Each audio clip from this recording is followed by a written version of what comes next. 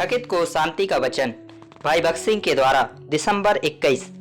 और प्रेम और भले कामों में उकसाने के लिए एक दूसरे की चिंता किया करें और एक दूसरे के साथ इकट्ठा होना ना छोड़ें। इब्रानियों की पत्री 10 अध्याय 24 और 25 पद।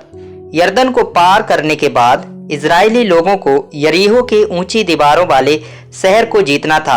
प्रभु ने उनसे कहा कि यदि वे केवल उसके पीछे चलेंगे जैसे वह उनके आगे आगे चलता है और जो कुछ उसने उन्हें आज्ञा दी है उसे करते हैं, तो वे शत्रु को पराजित होते हुए देख सकेंगे। परमेश्वर ने इजरायलियों को इतने स्पष्ट रूप से सूचित किया कि वे पहले उस रास्ते से नहीं गए थे और वे उस ज्ञान पर निर्भर नहीं रह सकते थे जो उन्होंने मिस्र में प्राप्त किया था, या उनके किसी अन्य पिछले अनुभव पर। केवल प्रभु ही उस मार्ग को जानते थे और वही उनका नेतृत्व कर सकते थे। उन्हें बस उसका अनुसरण करना था।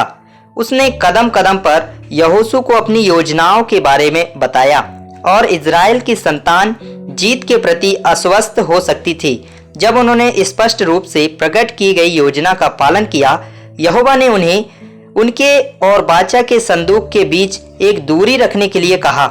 यहोशू की किताब 3 अध्याय 4 पद। इसका कारण यह था कि वे उस पर अपनी दृष्टि रख सकते थे और उसके पीछे पीछे चल सकते थे। लोगों को नदी पार करने से पहले खुद को पवित्र करने के लिए कहा गया था। वचन 5। पवित्रीकरण का अर्थ है स्वयं को जीवित परमेश्वर के पूर्ण अधिकार में लाना।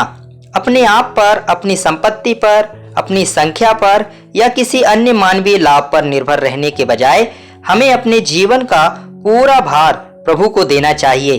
तब वह हर परिस्थिति में हमारे लिए लड़ेगा और हमें जयवंत से बढ़कर बनाएगा। बाचा का संदूक याजकों द्वारा वहन किया गया था और बाकी सब लोगों को उनका अनुसरण करना था। हमें भी पूरी कलीसिया के साथ अपनी पहचान बनानी होगी। इस तरह सभी बाधाओं पर काबू पाने में सफल होना होगा।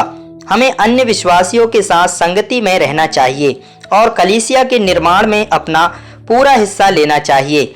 बहुत से विश्वासी दूसरे विश्वासियों से संगति के लिए नहीं मिलते।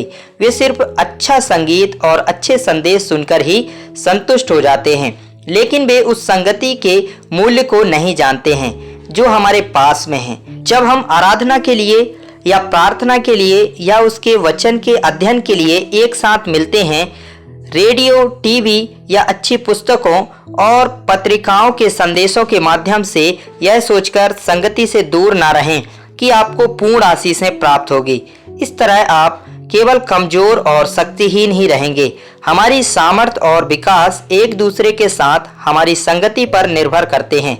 आरंभिक विश्वासियों ने आध्यात्मिक रूप से बढ़ना शुरू कर दिया क्योंकि वे प्रेरितों की शिक्षा, संगति रखना, रोटी तोड़ने और प्रार्थना करने में लौलीन रहे। प्रेरितों काम 2 अध्याय 42 पद।